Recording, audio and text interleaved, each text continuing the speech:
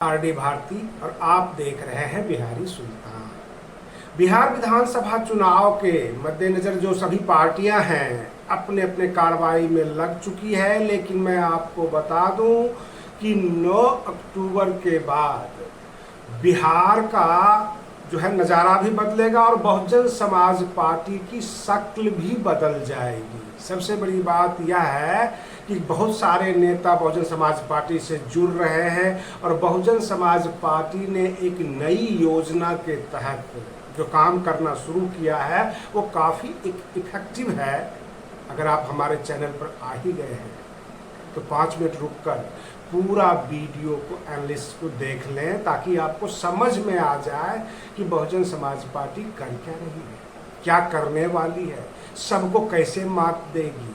अगर आप हमारे चैनल को आर्थिक सहयोग देना चाहते हैं तो हमने QR कोड एवं फोन पे नंबर लगा रखा है स्क्रीन पे, आप जरूर आर्थिक सहयोग करें। और मैं आपको बता दूं, बहुजन समाज पार्टी एक तरफ भाईचारा कमेटी सर्वजन हिताय इस नारा को बुलंद कर रही है तो दूसरी तरफ MBCS के फॉर्मूले पर चल रही है। MBCS क्या है, इसको सुनकर इसको देखकर सभी पार्टियां चौकन्ना हो गई है। खास करके समाजवादी पार्टी को बहुत ज़्यादा नुकसान होने वाला है, कांग्रेस को भी ज़्यादा नुकसान होने वाला है। लेकिन बिहार में जो परिस्थितियां बनी है समझ में ये नहीं आता कि आज तक लोग कहते थे बसपा को भाजपा का बीटी, लेकिन बिहार का विपक्ष मानो तो भाजपा से डील कर लिया कि आपको जिताना है। जिस तरह से उनके नेताओं के बयानबाजी है, खुलकर बोल रहे हैं RJD वाले कार्यकर्ता भूरा बाल साफ, कहने का तात्पर्य भू से भूमिहार, रा से राजपूत, बा से ब्राह्मण, ला से लाला, इस सबको साफ करो, यानी इसको बिहार से अथवा देश निकाला कर दो। इस तरह की बातें वो कर रहे हैं और इनके सीनियर नेता चुप है। ठीक उसी तरह जो है बहन मायावती जी जस्ट अपोजिट सर्वजन हिताय का नारा दे रहे हैं, सब हमारे से मिल जाओ, सब हमारे बसपा में जुड़ जाओ। मतलब पूरी राजनीति 360 डिग्री पर बदल चुकी है। जाहिर सी बात है जिसके खिलाफ आप बोलेंगे, जिसके बारे में भला बुरा कहेंगे, कुछ तो रिएक्शन होगा, कुछ तो जवाबी कार्रवाई होगी। कहीं ऐसा ना हो कि वह 15% जो बिहार में बिहार सरकार बनाते हैं, राजनीति को प्रभावित करते हैं, वो सबके सब बहुजन समाज पार्टी ज्वाइन करके इनकी कमर तोड़ दे। उसके बाद ये फिर नजर नहीं आएंगे।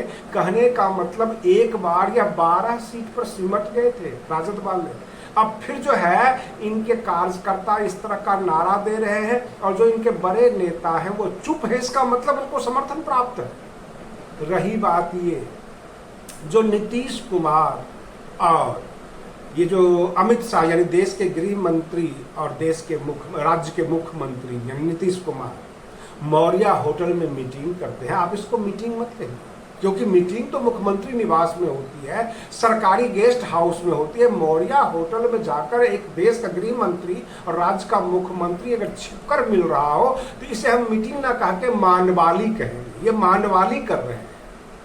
और रही बात ये, तो मैंने शुरू में बताया वीडियो में कि बहुजन समाज पार्टी जिस हिसाब से भाईचारा कमेटी और सर्वजन हिताय का नारा जोर शोर से दिया है, सामने बिहार का विधानसभा चुनाव है और बिहार में ये सर्वजन को लपकने की तैयारी में है।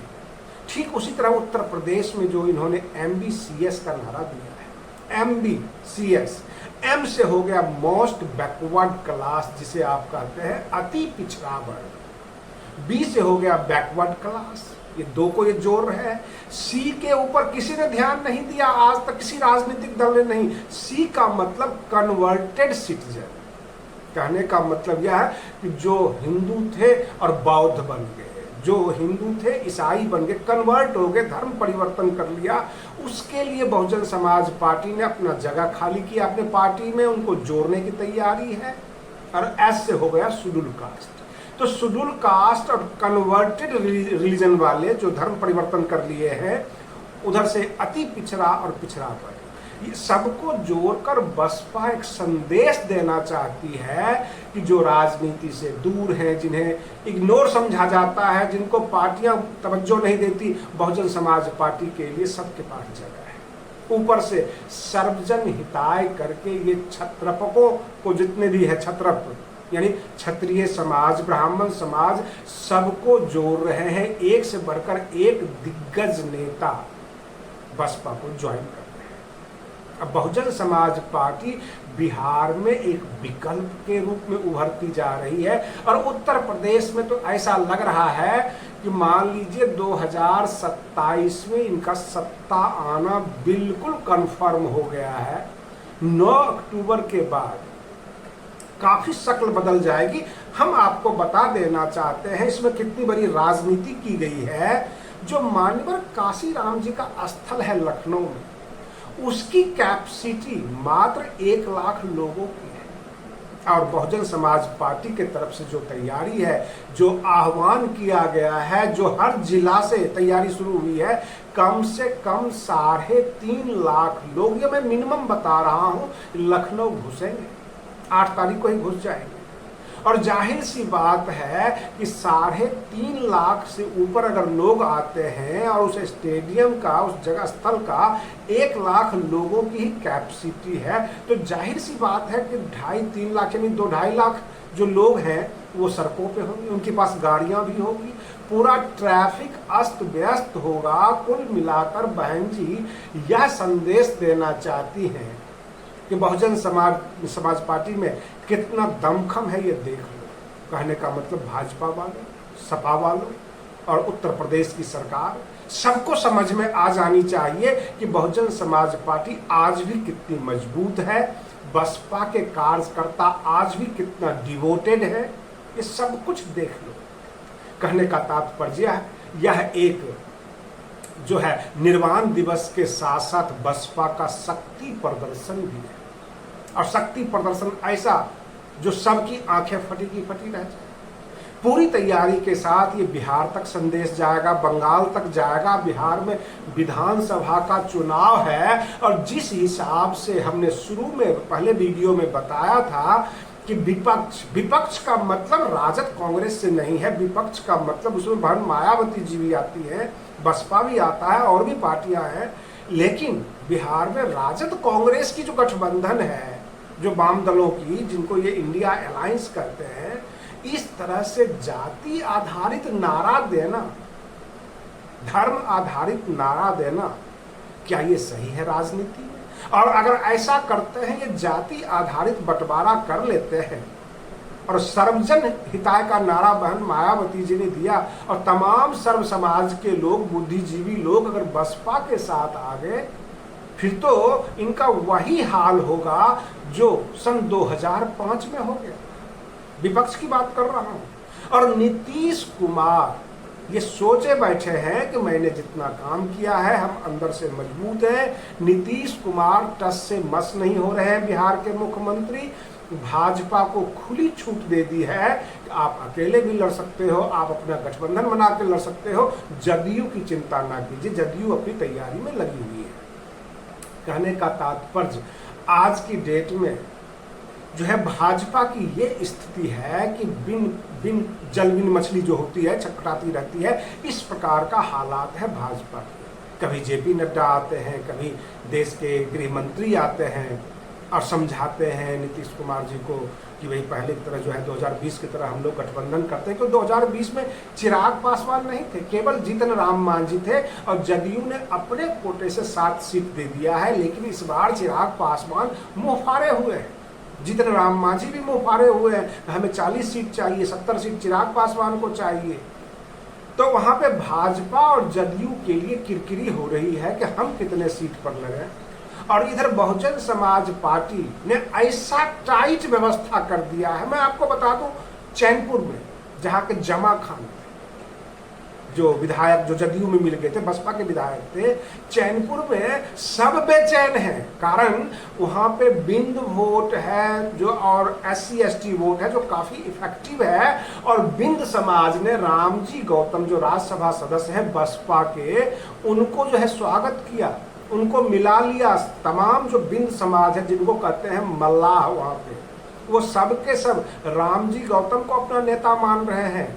मुकेश सहनी की भी वहां नहीं चल पाएगी, चैनपुर की बात कर रहा हूं। और ठीक वैसा ही हालात है रामगढ़। रामगढ़ में भाजपा और राजद दोनों अपनी तैयारी से पहले बसपा के बारे में सोचने लगती है।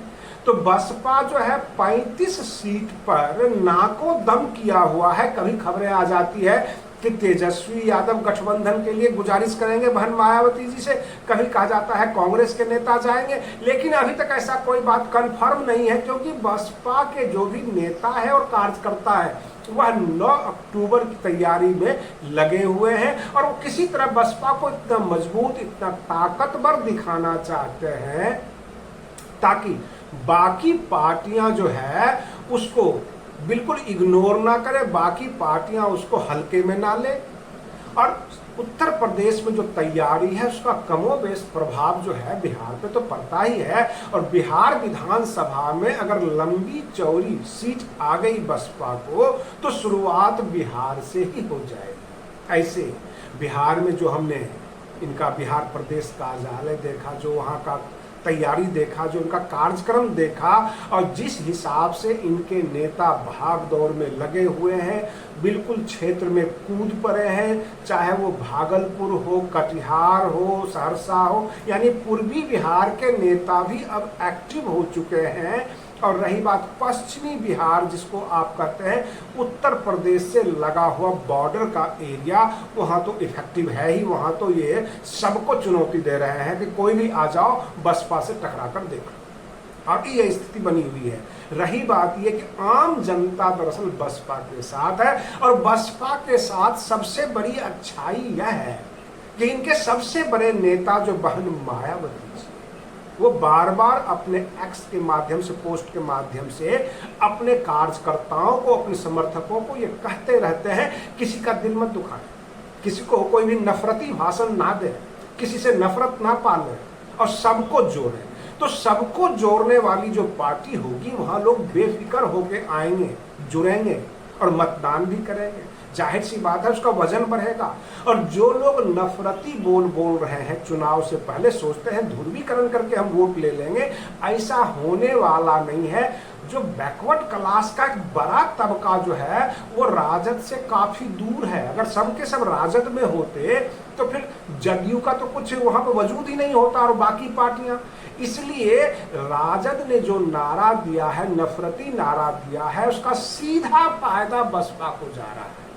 और बसपा काफी मजबूत हो रही है, और बसपा के नेता भी काफी मेहनत में लग गए हैं। बाकी चुनाव की तरह नहीं है। आप बने रहिए बिहारी सुल्तान चैनल पर। हम फिर मिलते हैं अगले वीडियो में, तब तक के लिए धन्यवाद।